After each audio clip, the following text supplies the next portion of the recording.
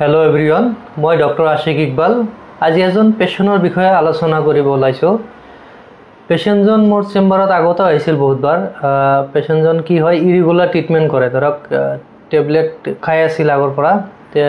tablet माजे माजे खाय माजे माजे নাখায় এনেকুৱা হৈ আছে তো পেশেন্টটো কেদিনমান আগত আহিছিল তো তেখেতৰ ভৰিত কি হল খেতিত কাম কৰিব যাওতে ভৰিত কিবা লাগিছিল গম নাপা পেশেন্টক तो पेशेंटो जेतिया आइছে চেম্বাৰ লৈ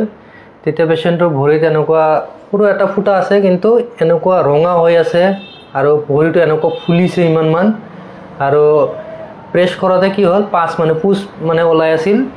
তো আমি সুগাৰটো জুখাতে তেতিয়া সুগাৰটো আমি 510 মান পাইছিল তো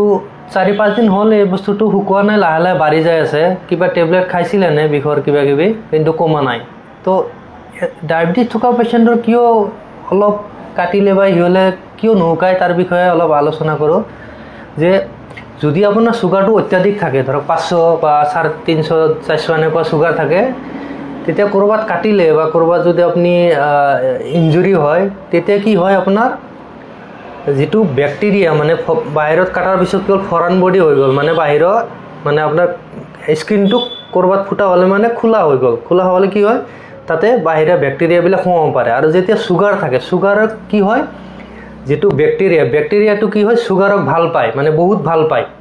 তো এই কাৰণে কি হয় যিমান সুগাৰ থাকিব হিমান ঘাটো নকায় তামান হিমান ব্যাকটেৰিয়াটো গ্ৰো হ'ব আৰু গ্ৰো হয় আৰু কি হয় এই কাৰণে পেশেন্টৰ